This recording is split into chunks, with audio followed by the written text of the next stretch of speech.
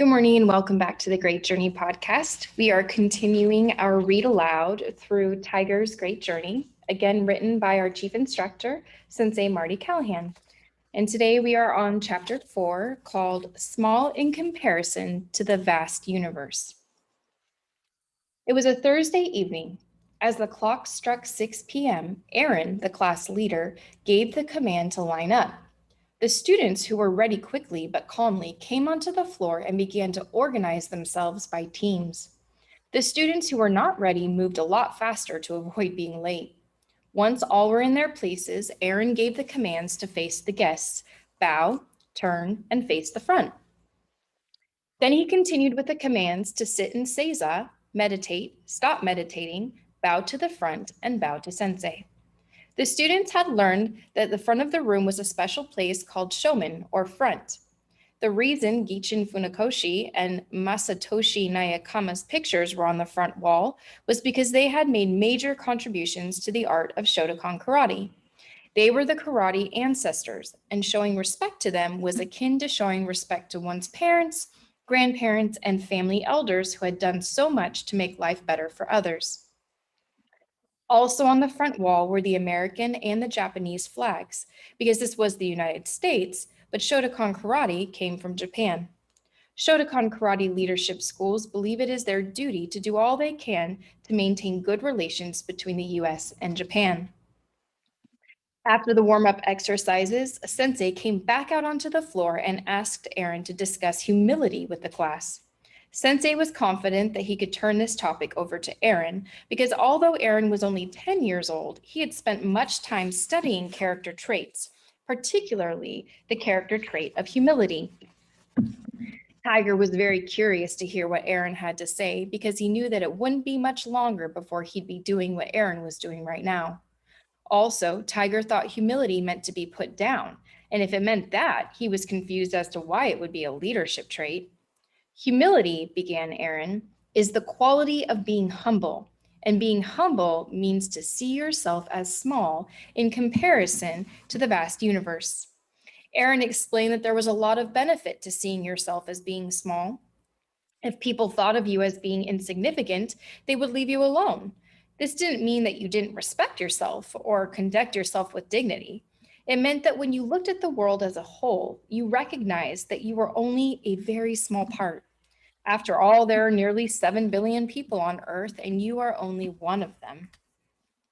Sensei once asked students to think back 1,000 years in the past to the people who lived in this very part of the world. Then he asked the students, where are these people now? What has happened to their ideas and the things that they held dear? Some of them are still with us, and some of them have gone away, and that is what's going to happen to us. 1,000 years from now, people may remember our ideas, but they will not remember the vast majority of us. People will know little or nothing about us. So it's better to relax, do the best we can with our lives, but don't get a big head about it. When Aaron finished talking about humility, Sensei thanked him for a job well done. Facing the front of the room, Sensei said, let me add one more thought before Aaron has you begin your discussions. Once I lived in a house that didn't have a shower, so we had to take baths every day. I used to take a cup and pour water over my head in order to rinse off. It was my habit to sit up straight when I did this. One day, the water was particularly hot, and it hurt as I poured it over my head. For some reason, I decided to lean forward and pour the water over the back of my head instead. When I did this, it didn't hurt at all. This seemed strange, so I tried it again. I sat up straight and poured the water over the top of my head, and it hurt. Then I bent over and poured the water over the back of my head, and it felt warm and soothing. I repeated this several times and kept having the same sensation, hot and uncomfortable on the top of the head, warm and gentle on the back of the head. You see, this is the power of the bow. This is the power of humility. With that, Sensei turned the students back over to Aaron to discuss in teams how they could learn to be more humble through their training. The next part of our chapter is called the Ridge of Humility. And here, there's Tiger and Blake, and let's see what happens next. Their great journey across the desert grew steep and cold. Tiger saw that he and Blake were climbing the shoulder of a mountain chain. Soon the climbing required that they lean forward and grab hold of the rocks to pull themselves up, while also pushing off with the toes of their shoes. As Tiger finally hoisted himself onto the peak, he saw spread out before him a great ridge, like a spine that appeared to run for miles. He and Blake set out carefully along it as if they were walking on a tightrope. Tiger didn't like thinking what would happen if he lost his footing and fell to either side. "How long will we be on this ridge?" Blake asked. Tiger paused and thought about what Sensei had told him. "I don't know. I couldn't tell from the map, but long enough for us to learn the lesson we're here to learn. And when we finish, we'll be wiser and stronger." Tiger looked at Blake while trying not to pay attention to the beads of sweat he felt running down his back despite the cool mountain air. The challenge to move safely along this razor-like ridge had his heart pounding like an angry drum. "Can you do this?" Tiger asked Blake. "Of course," Blake replied with a tone that sounded almost too confident. "Good," said Tiger, as he imagined Sensei telling him to think of nothing but the ridge and how his body felt as he proceeded step by step across it. Holding his arms out to his sides for balance, Tiger placed a foot onto the mountain's rocky spine. A mild gust of wind caused him to tense his muscles. He saw that all along the ridge ahead were patches of slick moss, loose stones, and other hazards, so he had to be careful with every step. He imagined asking Sensei how to make his way over the ridge safely. In the picture in his mind, Sensei told him to breathe evenly. Keep your body low and feel your foot plant firmly on the mountain. Tiger paced himself, but it seemed like Blake wanted to race. Tiger stopped for a moment to look out over the mountain. When he looked to his left, Blake passed him quickly on the right. There was something about the way Blake did that made him worry, but for the time being, he said nothing. As they went on, Tiger became self-assured and began moving faster. "I've got it now, Blake," he shouted. When he heard this, Blake stopped and said, "Let's blindfold ourselves. I'll go first." The tone in Blake's voice bothered Tiger a little. It sounded challenging, and it worried Tiger that Blake might be getting a little cocky, and that was not a good thing up on this ridge. "Are you sure you want to do that?" "What? You don't think I can?" asked Blake defensively. "It's not that, Blake. I'm just not sure that we should be taking chances like that. There's a long slide down both sides of this ridge, and if we aren't careful, we could fall and be seriously hurt. Why take the chance?" "We need to challenge ourselves, Tiger."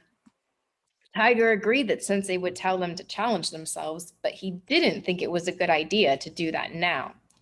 It seemed that Blake was going to blindfold himself whether Tiger liked it or not. He had already reached into his pack and pulled out a handkerchief and was tying it around his head. "Look, Blake, if you're going to do this, then let's tie ourselves together." But Blake blew that idea off. "Come on, Tiger, show a little backbone. We don't need to tie ourselves together," Blake said with a tone of defiance. And with that, he pulled the handkerchief down over his eyes, turned, and took off at a fast clip. Tiger had no choice but to stay close to Blake. If he was close to him and Blake lost his footing, maybe he could help. Blake was well coordinated and athletic, so being blindfolded didn't seem to slow him down in the least. He picked up speed and began to run across the mountain's spine. Physically, Tiger was his equal, but Tiger had something Blake lacked: the common sense to know that this was a dangerous situation and it was not the time to play around. Suddenly, a rock slipped beneath Blake's left foot. As he lost his balance and started to fall, Blake screamed.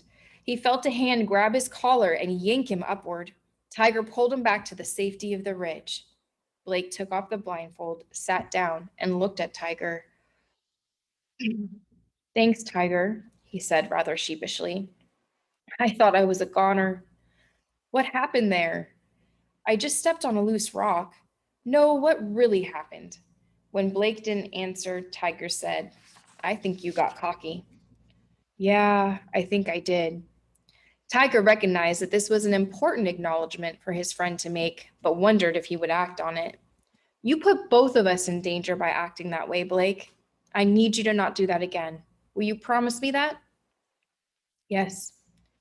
"I will hold you accountable, Blake. That's what friends do for each other." "Thanks, Tiger." This was an important lesson for me in humility. I got cocky and started thinking that I was on top of the world and that no harm could come to me. Tiger remembered one of Sensei's lessons about humility. He said humility is a balance between bragging that you're better than everybody and going around feeling like you're no good at all. Sensei told us, Blake, that humility is knowing what you are good at without boasting about it and not being afraid to accept help when you need it. I think you became skilled at moving across this ridge, but you weren't yet good enough to go as fast as you were going, especially when you were blindfolded. And you would have been safer if you'd accept my suggestion that I tie a rope to you. Blake nodded with tears in his eyes. I'd like to try again, he told Tiger. I know I can find my way across this ridge blindfolded, but I need to go slower. And I would like to have a safety rope tied to me. Tiger felt that his friend had gotten the message and would change his approach. Blake stood up and Tiger helped him secure a rope around his waist. Then Blake tied the blindfold around his eyes and took a step. No longer trying to impress Tiger with his bravery, he focused more on his breathing and on making sure that each foot was planted safely before taking another step. Blake began to feel more confident, but he was careful not to pick up more speed than he could handle. Soon he realized that his breathing was strong and centered low in his body. He loved the feeling of moving briskly along the spine of a great mountain. Hold up, Tiger said softly as to not startle him. What's the matter?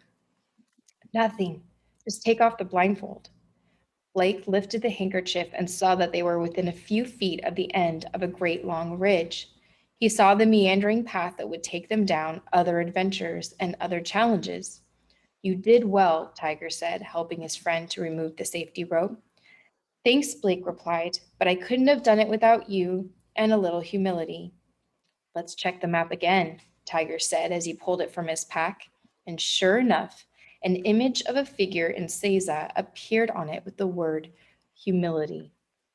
The two boys looked at each other for a moment, amazed at what was happening, but not surprised given what they had already seen. And that is the end of chapter 4. Next time, we will be going into chapter 5, titled A Lack of Control. We're excited to see where the story takes us. So thank you so much for listening. I hope that you have a really great day, and we'll talk to you next time. Bye-bye.